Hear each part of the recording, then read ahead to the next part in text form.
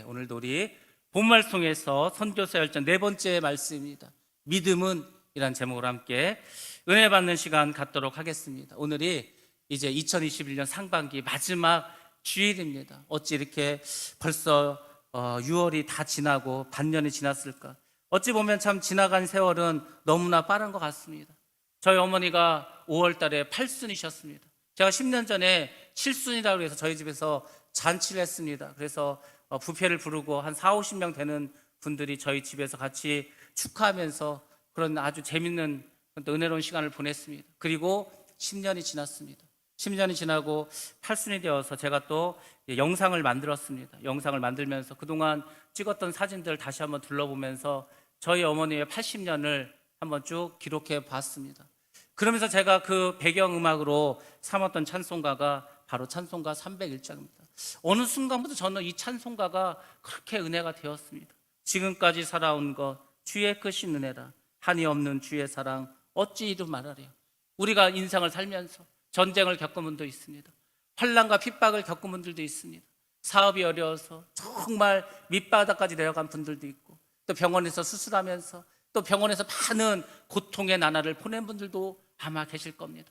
가정이 깨지고 자녀가 속을 새기고 정말 하루하루 살아가는 것이 어려운 그런 분들도 있었을 것입니다. 그렇지만 이 모든 것을 우리가 한마디로 정의한다면 지금까지 지내온 것 주의 크신 은혜라, 한이 없는 주의 사랑 어찌 우리 말할. 자나깨나 주의 손이 항상 살펴주시고 모든 일을 주 안에서 형통하게 하시네. 우리는 이 고백을 하게 될 줄로 믿습니다.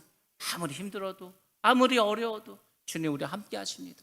여러분 한번 생각해 보시기 바랍니다. 이렇게 어렵고 힘든데 주님이 없었다면 여러분은 어떻게 견딜 수가 있었겠습니까? 여러분의 삶이 이렇게 형통하게 이루어질 수 있었을 것 같습니까? 아닙니다. 마귀가 우리를 가만히 두지 않습니다. 어둠의 세력들이 치고 들어와서 우리의 가정을, 나의 삶을 훨씬 더 어렵게 했을 것입니다. 그렇지만 주님께서는 우리와 함께 하시고 동행하여 주시옵시고 날마다 우리를 지켜주셔서 우리가 이렇게 또 주의 전에 나와서 다시금 용기를 가지고 다시금 믿음을 가지고 주님 앞에 서게 된 줄로 믿습니다. 그래서 오늘 저는 여러분에게 믿음에 대해서 말씀을 드리려고 합니다. 믿음에 대해서. 우리가 잘 아는 것이 믿음 아닙니까? 우리는 믿음으로 살아갑니다. 우리는 믿음의 사람들입니다. 믿음의 사람이 믿음이 없다면 무엇으로 여러분은 인생을 살아가시겠습니까? 하나님은 모든 것을 계획하셨습니다. 우주를 창조하시고 우리의 삶 하나하나를 그분의 섭리 가운데 이끌어 가십니다. 하나님께서는 천지를 창조하시고 주님께서 이 세상 끝날에 다시 오실 때까지 하나님의 일을 행하면서 나아갑니다. 그 일을 누구와 함께 하는가? 바로 사람들과 함께 합니다. 그래서 하나님께서는 늘 일꾼을 부르십니다. 하나님의 부르심을 받은 그 일꾼은 두 가지 모습으로 나타납니다. 힘들고 어려워도 말씀에 순종하는 일꾼들이 있습니다. 그들은 하나님의 사역을 이루어 갑니다. 하나님의 나라를 확장해 갑니다. 하나님 나라의 백성으로 살아갑니다. 그리고 그 사람들은 하나님의 주권에 의해서 하나님의 주인이 되시는 그 나라에서 그렇게 살아가게 될 것입니다. 반대로 불순종하는 사람들이 있습니다. 이 사람들은 하나님과 무관한 삶을 살아갑니다. 그래서 주님께서 말씀하십니다. 주여 주여 하는 자마다 아버지의 나라에 들어가는 것이 아니라고 했습니다. 오직 아버지의 말씀대로 살아가는 그 사람이 아버지의 나라에 들어간다고 우리에게 말씀해 주고 있습니다. 우리가 주를 위해서 귀신을 쫓고 주의 이름으로 병자를 고치고 하나님으로 이를 위해서 많은 일을 했다 하더라도 그것이 불순종함으로 나의 생각대로 했다는 것을 했다면 주님 앞에 섰을 때 아무것도 우리는 한 것이 없는 오직 하나님의 대적자로 살아간 그런 인생이라는 것을 예수님께서는 말씀해 주고 있습니다. 하나님은 알파와 오메가가 되십니다. 하나님은 바로 시작과 끝이 되십니다. 그분이 바로 하나님이십니다. 하나님은 모든 인류의 역사뿐만 아니라 우리 한 사람 한 사람의 삶에 개입하셔서 하나님의 일을 이루어 가십니다. 그렇게 하나님의 일을 이루어 가심을 믿는 사람, 그런 사람들 우리가 성도라고 합니다. 그리고 그 성도들 중에서도 더 하나님이 기뻐하시고 하나님의 사명을 받고 하나님의 그 일을 정말 최선을 다해서 때로는 목숨을 다해서 이루어가는 그 사람들이 바로 믿음의 사람입니다. 그래서 오늘 본 말씀에서는 믿음의 사람들이 어떤 삶을 살아가는 걸 말씀해 주고 있습니다. 믿음은 바라는 것에 실상이라고 했습니다. 우리가 바라는 것이 있습니다. 그 바라는 것은 쉽게 우리 눈에 나타나지 않습니다. 우리 삶 가운데 열매 맺혀지지 않습니다. 그렇지만 믿음의 사람은 자신이 바라는 것이 주님이 기뻐하시는 일이라면 반드시 그것을 삶 속에서 이제 체험하게 됩니다. 또 믿음의 사람은 보이지 않는 것, 정말 눈에 보이진 않지만 지금 당장은 내 눈에 보이지 않고 내게 들리지 않고 내 손에 붙잡히지 않지만 그래도 말씀을 믿고 그 말씀이 이루어질 때까지 믿음으로 나아갑니다. 그리고 결국은 그 말씀이 이루어져서 하나님의 증거를 바라보게 됩니다. 그런 사람들이 바로 믿음의 사람인 줄로 믿습니다. 그래서 저는 오늘 3명의 믿음의 사람을 여러분에게 소개해 드리려고 합니다. 이분들이 과연 어떤 믿음을 가졌는가, 그들은 이 믿음을 위해서 어떤 삶을 살아갔는가, 여러분들 이 3사람을 잘 들으시기 바랍니다. 그리고 여러분들도 이 3사람과 같은 그런 믿음을 가지고 살아가시기 바랍니다. 그럼 반드시 좋은 열매를 우리가 맺게 될 줄로 믿습니다. 첫 번째로는 베트남에 있는 빈광이라고 하는 그곳에 있는 사모님을 제가 소개하려고 합니다. 이 빈광이라는 곳이 어디냐면 호치민에서 달랏이라고 하는 도시를 가다 보면 거의 중간 지점에 있습니다. 저 베트남 남쪽에 있는 도시입니다. 그곳은 햇볕이 아주 많이 드는 곳입니다. 정말 평지가 넓어요. 너무 땅이 좋습니다. 제가 그곳에 가서 너무 놀랐어요. 세상에 거기 뭐 가수원이 있고 그리고 농가밭이 있는데 너무 풍요롭습니다. 야, 어떻게 이렇게 좋은 땅이 있을까? 이렇게 정말 농사가 잘 되고 이렇게 평화로운 곳이 있을까? 제가 갔을 때가 2019년 3월 달이었습니다. 40도가 넘는 기온이었습니다. 날씨는 매우 더웠지만은 그 빈강으로 가는 그 저의 마음은 너무나 기뻤습니다. 왜냐하면 그 빈강에서 그날 헌당 예배가 있었습니다. 이제 성전을 아름답게 짓고 그것을 하나님께 올려드리는 그런 헌당 예배, 봉헌 예배를 드리기 위해서 이제 가게 되었습니다. 그 교회는 어떻게 지어졌냐면 한국에 있는 김재월이라고 하는 여자 목사님이 이제 자신이 돈을 모으고 또 자녀들이 그 이제 돈을 주는 것을 모아서 그 목사님 이름과 자녀들의 이름으로 교회를 짓게 되었습니다. 3천만 원이 넘는 돈을 기증하게 되었고 그래서 그 교회를 짓게 되었습니다. 이분도 대단한 분입니다. 본인도 개척교회를 합니다. 정말 성도도 별로 없고 어렵습니다. 그럼에도 불구하고 이 선교의 사명을 감당하기 위해서 최선을 다하신 분이 이분입니다. 그래서 이분이 이제 한국에서 베트남에 들어오시고 이제 호치민에서 만나서 같이 교회를 가게 되었습니다. 제가 먼저 사진을 보여드리도록 하겠습니다. 과연 이 빈강 교회가 어떤 교회인지 여러분 한번 같이 보시기 바랍니다. 첫 번째 사진을 보시면 이 교회에 머릿돌이 나와 있습니다. 그래서 이렇게 한글로 2019년 3월 기증이 내서 김재월 목사님과 그분의 자녀의 이름이 있습니다. 다음 사진 보시면 교회의 모습이 나옵니다. 저 교회가 얼마나 아름답게 지어졌는지. 사실 저 자리에 예전 교회가 있었습니다. 저게 땅이 아주 넓은 곳입니다. 전부터 교회가 있었습니다. 근데 저곳에 다시 아름답게 교회를 저렇게 짓고 이제 하나님께 이제 봉헌하게 되었습니다. 다음 사진 보시면 이제 교회 내부가 나옵니다. 그래서 우리가 이제 많은 분들이 오셔서 같이 예배드리고 축하하면서 정말 기쁜 시간을 보내게 되었습니다. 그리고 이제 다음 사진을 보시면 이제 같이 갔던 한국의 목사님들 나와 있습니다.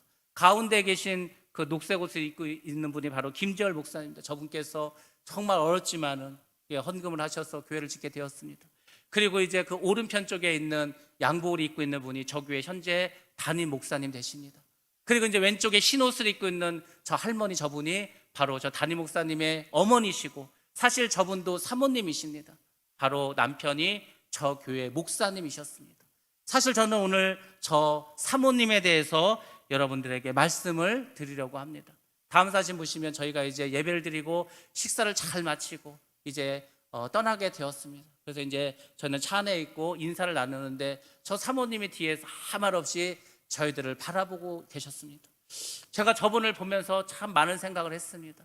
저분이 어떤 마음으로 지금 저곳에 서 계실까?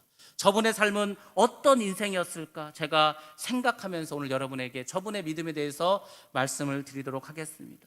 저분의 남편 되시는 목사님은 한참 공산당이 힘을 가시하고 있는 그 당시에 목회를 하고 계셨습니다. 빈강이라는 곳이 농사가 잘 되다 보니까 일찌감치 공산화가 되었습니다. 공산당들의 핍박과 환란이 엄청나게 심했습니다.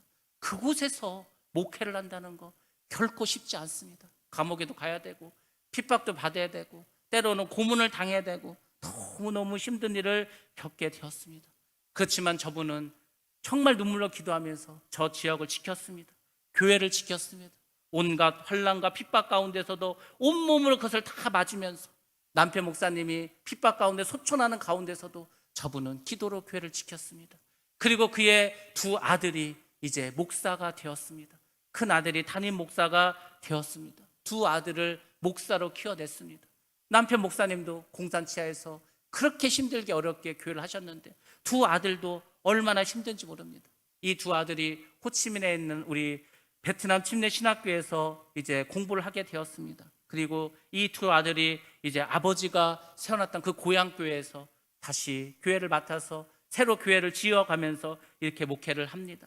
물론 지금도 공산당에 핍박이 있습니다.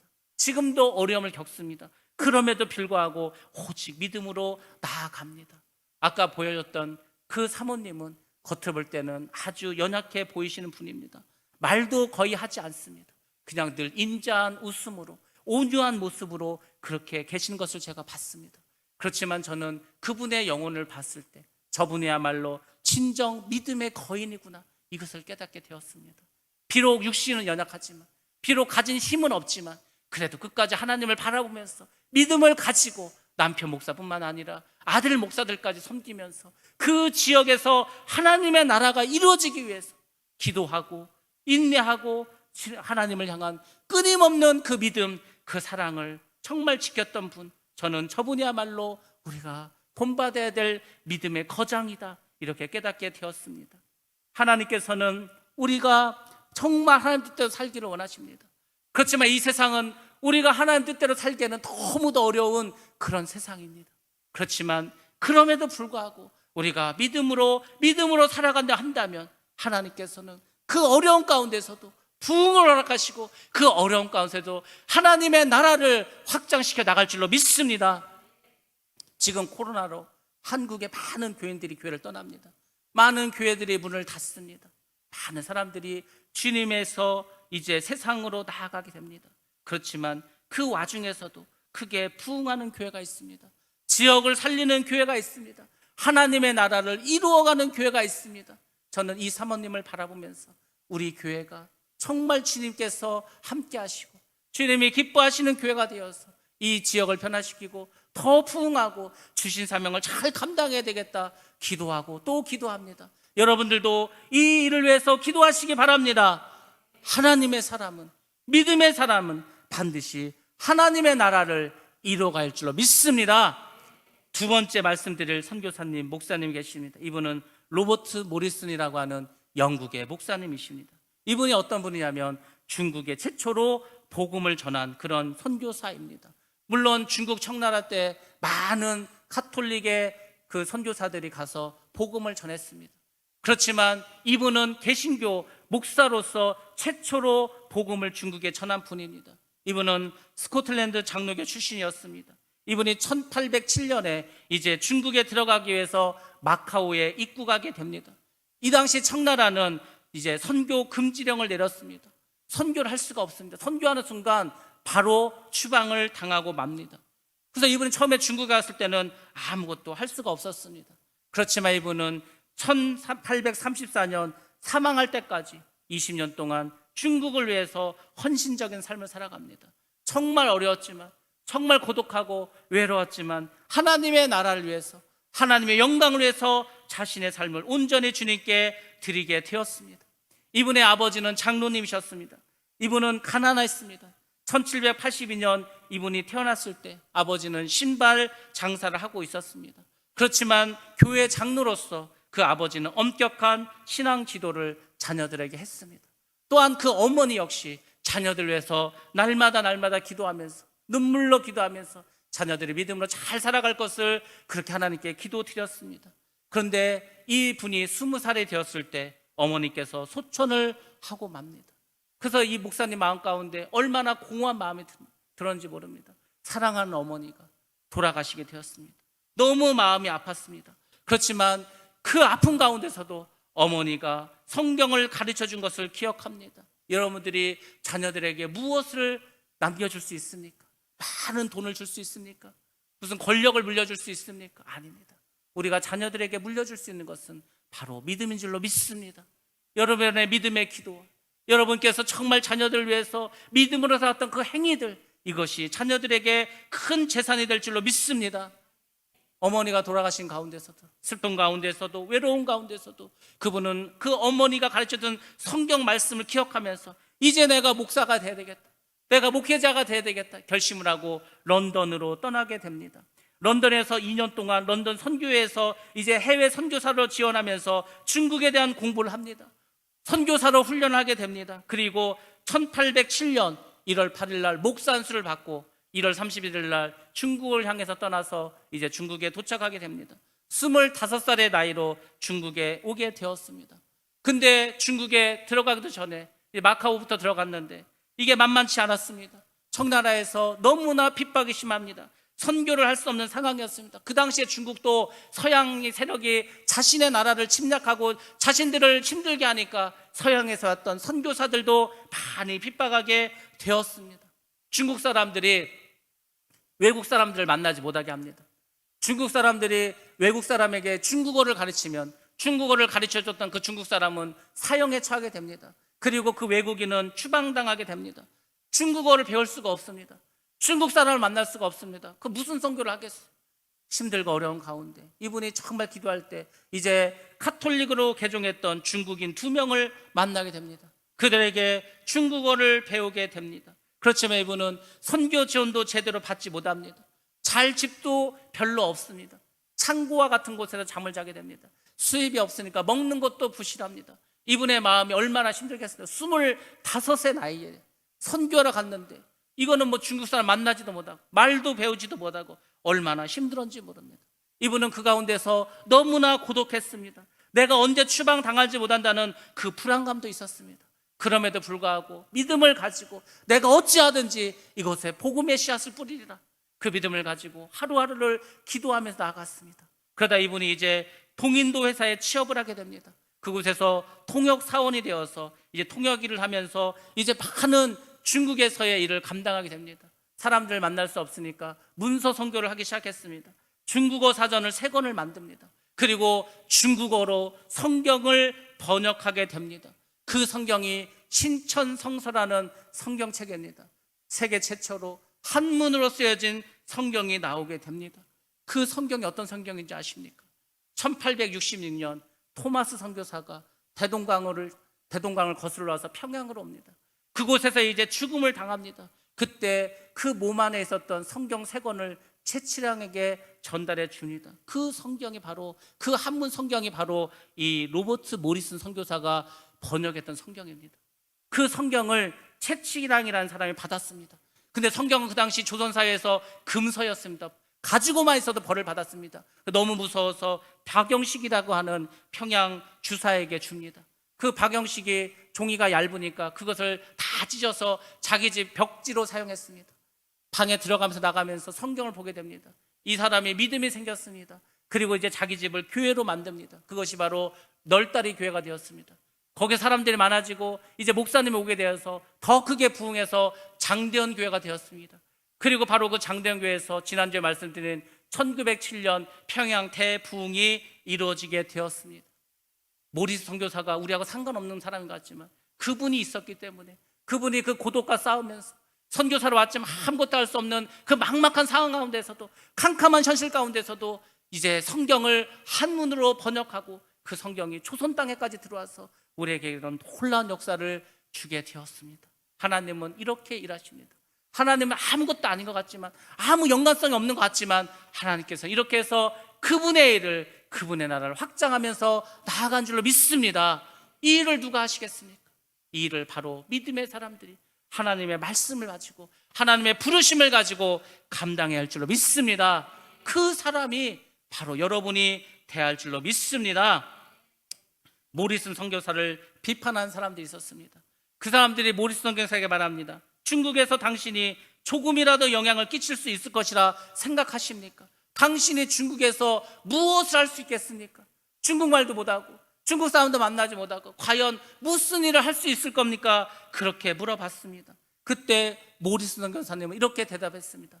그렇습니다. 저는 정말 아무것도 할 수가 없습니다. 그렇지만 하나님께서는 하실 수가 있습니다. 나는 할 수 없습니다.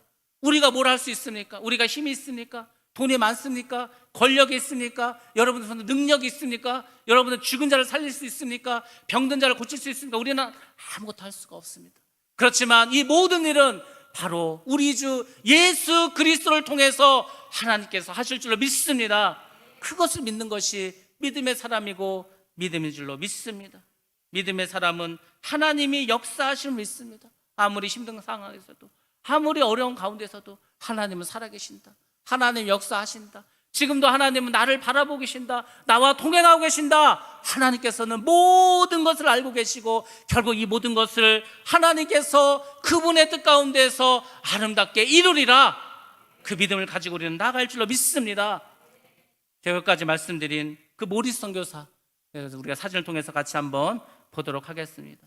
모리스 선교사는 이렇게 중국에 와서 저 중국 사람들과 함께 번역하는 일을 합니다. 그래서 이제 한문으로 성경을 만들게 됩니다. 다음 사진 보시면 저게 모리슨 선교사의 기념교회입니다.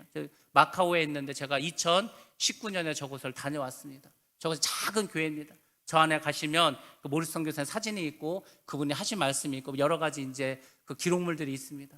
다음 사진 보시면 교회 내부가 나옵니다. 저기서 이제 파란 옷을 입고 말씀을 전하시는 분이 있습니다. 저분이 바로 이제 마지막 날 설교하셨던 유관재 목사님이십니다. 같은 지방의 목사님이시고 저분이 미국에서 교회사를 전공하셨기 때문에 모리슨 선교사에 대해서 저곳에서 이제 우리에게 여러 가지 또 말씀을 전해 주셨습니다.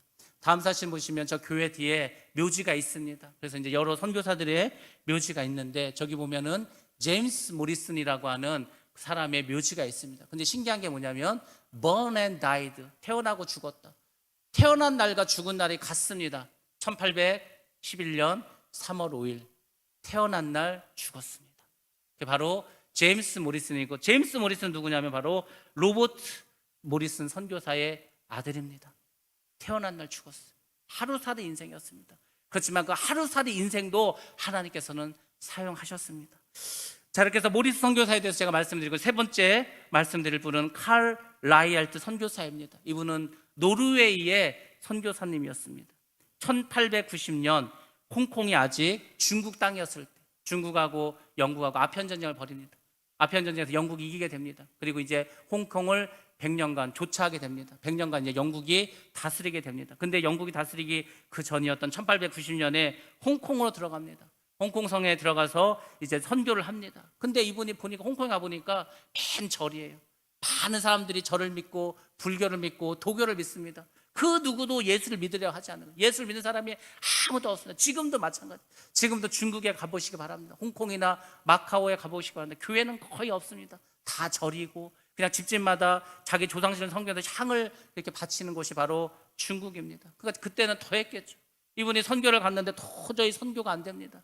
그래서 이분은 정말 우리는 상상도 할 수 없는, 우리의 생각으로는, 우리의 이성으로는 도무지 이해할 수 없는 그런 일을 하십니다. 이분이 머리를 깎습니다. 승복을 입습니다. 그리고 승려가 됩니다. 중이 되었습니다. 그리고 절로 들어갑니다. 이분이 지금 이분을 파송했던 노르웨이의 그 선교 사무실에서는 연락이 되지 않습니다. 또 들려오는 소문에는 무슨 개종을 했다는 소문도 들어옵니다. 그래서 이분은 이제 파면을 당합니다. 이제 자기를 파송했던 그 선교사 그 파송한 곳에서도 자기를 선교사 인정하지 않습니다. 얼마나 외롭겠습니까? 얼마나 힘들겠습니까? 이분이 절에 들어갔습니다. 절에 들어가서 무엇을 하지 않습니까? 32년 동안 그 승려들을 전도하기 시작합니다. 말이 32년이지. 아니, 선교사가 중이 되어서 승려들을 복음을 전하고 그들을 주님께 돌아오게 하는 일이 쉬웠겠습니까? 얼마나 어렵겠어요. 얼마나 힘들었겠습니까? 그렇지만 그분은 이 일을 묵묵히 감당하십니다. 32년 동안 승려 생활하면서 70명이나 되는 승려들을 다 전도합니다. 그리고 도풍산에 교회를 세우게 됩니다. 그 교회도 제가 다녀왔습니다. 그 교회는 현재 기독교 문화센터로 또 수양관으로 말씀을 배우는 곳으로 변화되었습니다. 그곳이 겉으로 볼 때는 절과 같습니다. 그렇지만 그곳에서는 하나님의 말씀이 전파되고 하나님께 기도드리는 그런 성전이 되었습니다. 그 위에 도성육신이라는 말이 써 있습니다. 말씀이 육신이 되었다는 말씀입니다. 그곳에 가면은 정말 기독교와 불교가 이렇게 합쳐져 있는 것 같은 십자가가 있고 그 밑에 아래는 연꽃이 있습니다. 그렇게 만들면서 어찌하든지 한 영혼이라도 더 주님께 돌아가기 위해서 우리는 지금 이해할 수도 없는 그런 일을 하셨습니다. 정말 이게 가능한 일이었을까? 정말 이런 일이 일어날 수 있었을까? 그렇지만 하나님은 이 칼 라이에트 선교사와 함께 하시면서 이 일을 감당하셨습니다. 제가 이 선교사에 대한 영상을 여러분들에게 보여드리겠습니다. 과연 이분이 어떻게 하셨는가? 도풍산 교회가 어떤 교회인가? 여러분들 같이 영상을 통해서 함께 보도록 하겠습니다. 영상 보여주시기 바랍니다. 도풍산을 찾았습니다. 영국령이 되기 전까지 불교와 도교가 왕성했던 홍콩에는 사찰이 많은데요. 놀랍게도 도풍산에 세워진 사찰 모양의 건물은 교회입니다.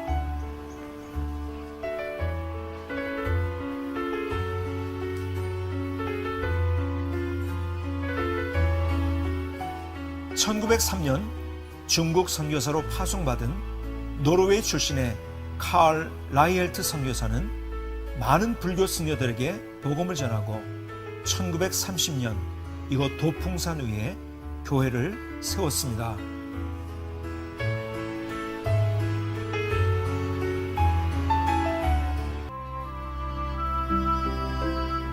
사찰 모양의 도풍산 교회는 라이엘트 선교사의 부탁으로 덴마크 건축가 요하네스 프린모어가 설계를 맡았습니다. 불교 문화에 익숙한 중국 사람들이 교회에 쉽게 다가올 수 있도록 신경을 많이 쓴 모습입니다.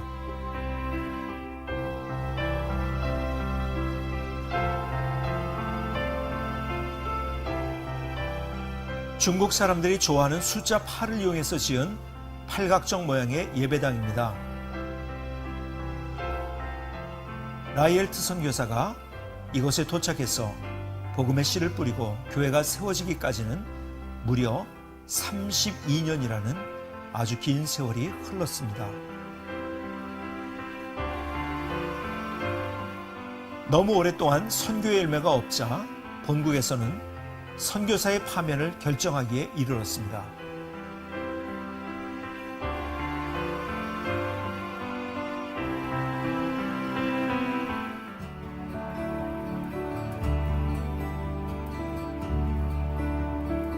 하지만 라이엘트 선교사는 승려들의 친구가 되어 하나님의 때를 기다렸습니다.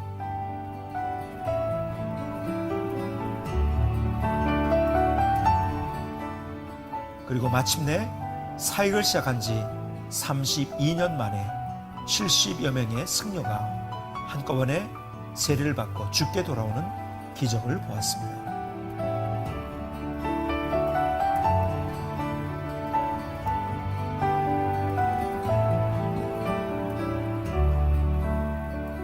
도풍산의 기적 이후 오랫동안 외국 선교단체에서 관리해오던 도풍산 교회는 2010년 4월부터 홍콩 지역교회로 양도되어 신학교와 영성 훈련센터로 사용되고 있습니다.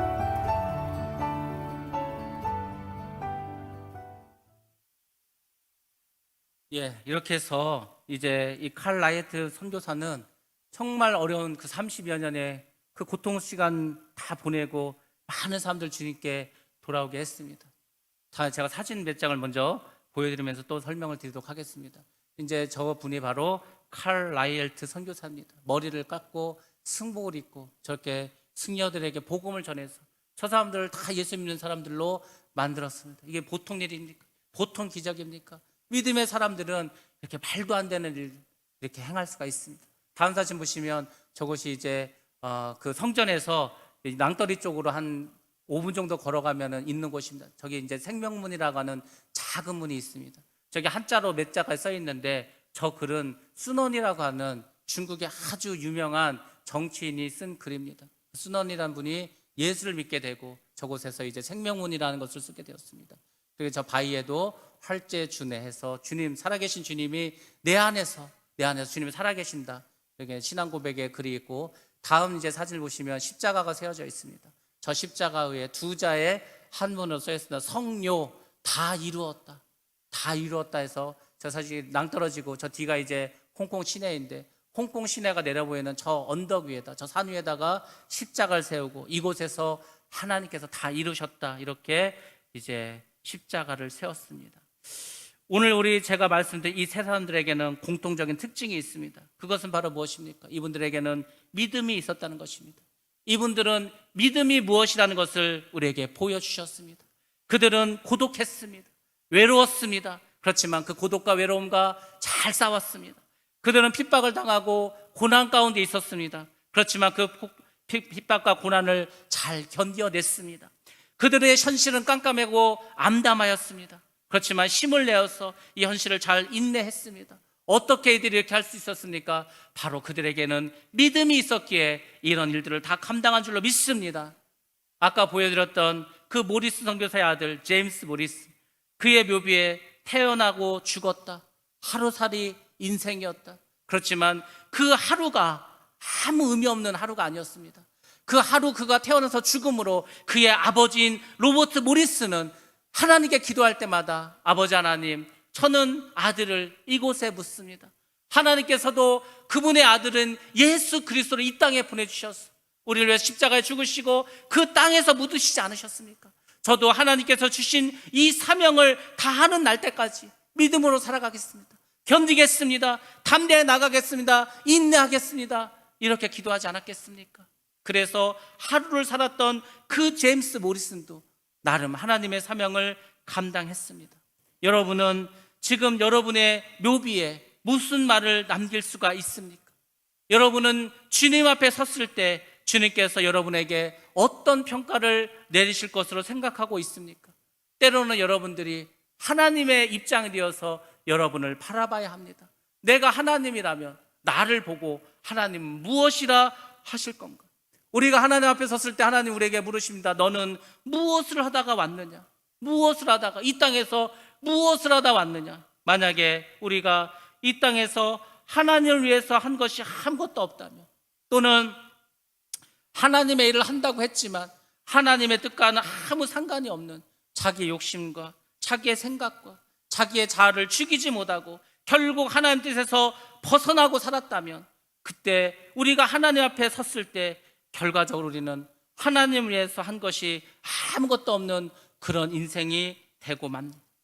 우리가 이 세상에 태어나서 그저 먹고 사는 일에만, 세상 일에만 빠져 산다면, 우리가 모든 것을 세상 것으로만, 세상 일로만 생각하고 살아간다면, 우리가 이 땅만 생각하고 이 세상만 바라보다가 주님 앞에 선다면 우리는 어느 누구도 하나님 앞에서 온전하게 설 수 없는 그런 인생이 되고 맙니다. 그래서 여러분들은 지금부터 늘 생각을 하면서 살아가시기 바랍니다. 나는 하나님 앞에 섰을 때 어떤 모습으로 설 것인가? 그분 앞에 무엇이라 말할 것인가? 여러분들이 늘 이 생각을 하면서 살아가시기 바랍니다. 하나님은 작은 일에 충성한 자에게 큰 일도 맡겨주십니다. 하나님의 나라는 하나님께서 만들어 가십니다. 우리는 순종하면서 믿음으로 이 길을 나아가야 할 줄로 믿습니다. 하나님께서 우리 모두에게 주신 사명이 있습니다. 때로는 어려울 수 있습니다. 힘들 수도 있습니다. 견딜 수 없을 만큼 큰 그런 아픔이 있을 수도 있습니다. 그렇지만 우리는 이 세 명의 믿음의 사람들이 하나님을 바라보고 믿음으로 나아간 것처럼 우리도 역시 믿음으로 그렇게 나아가야 할 줄로 믿습니다. 제가 지난 6월 14일 날 수술을 하게 되었습니다.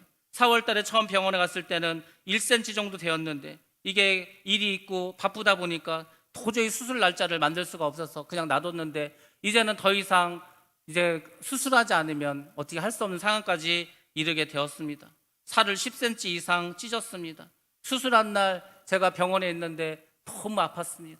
너무 아파서 잠을 한숨도 자지 못했습니다. 너무 아프니까 아예 잠이 들지가 않았습니다. 그 다음날 새벽까지 뜬 눈으로 밤을 보냈습니다. 그러면서 생각했습니다. 예수님께서 십자가에서 못 박혔을 때, 그 살을 찢으셨을 때 얼마나 아프셨을까? 하나님의 교회가 찢어질 때 하나님은 얼마나 아프실까? 그 하나님의 아픔과 하나님의 고통을 온전히 저도 느끼기 위해서 진통제도 맞지 않고 그냥 그 날을 지냈습니다. 일주일이 지났습니다. 수술한 부위에 실밥이 터져 나갔습니다. 실밥이 터지면서 이제 출혈이 있었습니다. 그 출혈이 물론 조금 흘러다가 나을 수도 있었습니다. 저도 그럴 줄 알았습니다. 근데 그러지 않았습니다. 자다가 보니까 좀 이상해서 깨었는데 온 이불에 피가 흥건히 젖어져 있었습니다. 그 이불을 새벽에 세탁기로 돌리고 이제 다시 거즈를 대고 수건을 깔고 다시 잠이 들었습니다. 자다 보니까 또 이상해서 깨보니까 수건이 온통 피바다였습니다. 이불이 또 피로 흥건히 젖었습니다. 그렇게 해서 또 이불을 빨았습니다. 그날 밤에 수건 3장과 이불 4장을 빨았습니다. 그러면서 제가 하나님께 기도했습니다. 하나님, 제가 출혈 가다로 쓰러지지 않고 내일 아침까지 살아있다면 저는 하나님 이 교회를 위해서 저의 대가를 지불한 것으로 생각하겠습니다. 제가 이 교회를 위해서 살을 찢고 피를 흘린 것 하나님께서 기억하실 줄 믿습니다. 정말 아도주스, 내 살을 팔아라, 내 피를 팔아라, 네 뼈도 팔아라, 네 목숨도 팔아라, 그리고 예수를 사라, 그렇게 말씀해 주셨던 것처럼 제가 이 교회를 위해서, 하나님의 교회를 위해서 제가 나의 대가를 지불했습니다. 그 대가를 지불하고 제가 받은 것이 무엇일까요? 그것은 바로 담임 목사라고 하는 그것입니다. 담임 목사. 제가 담임 목사로 이곳에 온 지 이제 6개월이 되었습니다. 제가 6개월 동안 눈에 보이지만 눈을 감았습니다. 귀에 들렸지만 귀를 닫았습니다. 아무 말도 하지 않았습니다. 여러 번 이야기했습니다. 자고 오면 하지 말고, 내화부동하지 말고, 경고망동하지 말고, 주님만을 바라보고 믿음으로 나아가자고 그렇게 이야기했습니다. 그렇지만 정말 우리는 아픔을 겪고 살을 찢으면서 그렇게 떨어져 나간 우리의 양들이 있습니다. 저는 목자로서 얼마나 마음이 아픈지 모릅니다. 제가 그들에게 아무 말도 하지 못했습니다. 그들이 저의 눈을 피하고 저를 보면 도망가고 그것을 볼 때마다 제 마음은 찢어지는 것 같았습니다. 마치 한 번도 젖을 물리지 못한 내 새끼가 떨어져 나가는 그런 아픔을 느꼈습니다. 그렇지만 그 가운데서도 하나님께서는 선한 길로 인도해 주시고 복된 길로 인도하시길 바라면서 지금까지 달려왔습니다. 제가 그동안 6개월 동안 담임 목사로서 별로 한 것이 없습니다. 그만한 어떤 일을 한 것도 없습니다. 그렇지만은 이제 정말 담임 목사로서의 일을 수행하려고 합니다. 그 일이 어떤 일이든, 아무리 힘든 일이든, 그 일이 정말 어려운 일이든 그 모든 것을 감당하려고 합니다. 왜냐하면 그것이 나를 이곳에 보내주신 하나님의 뜻이라 생각하기 때문입니다. 저를 하나님께서 이곳에 왜 보내주셨습니까? 왜 보내주셨을까요? 저는 생각합니다. 제가 그날 밤새 피를 흘리면서 생각했습니다. 하나님께서 저를 이곳에 보내주셨을 때는 뜻이 있지 않겠습니까? 하나님께서 저를 이곳에 보내주시지 않았습니까? 저는 하나님 보내주셨다고 생각했기 때문에 왔습니다. 그런데 하나님, 너무나 많은 일들이 있습니다. 너무나 어려운 일들이 있습니다. 그렇지만 하나님께서 정말 합력하여 선을 이룰 줄 믿습니다. 그래서 저는 아무 말도 하지 않았습니다. 정말 그냥 바라만 봤습니다. 고통스럽고 아프지만은 그 모든 것을 그냥 내 몸으로 다 받았습니다. 주님께서 십자가에서 아무 말 없이 십자가를 지신과 같이, 살을 찢으시고 피를 흘린 것 같이 저도 그런 삶을 이제 살아왔습니다. 그렇지만 이제 대가를 지불했습니다. 하나님, 이제 제가 이곳에서 주애를 감당하겠습니다. 어떤 어려움이 와도 믿음을 가지고 주님을 바라보면서, 오직 교회만을 생각하면서 주의 나라만을 바라보면서 주애를 온전히 감당하면서 나가겠습니다.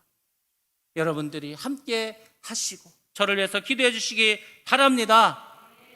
하나님께서는 교회를 사랑하십니다. 이 교회 말로 주님께서 육신을 입으시고 오셔서 우리에게 주신 주님의 몸입니다. 우리 교회를 더 주님이 기뻐하시고 하나님이 원하시는 그런 교회로 만들어 가야 할 줄로 믿습니다.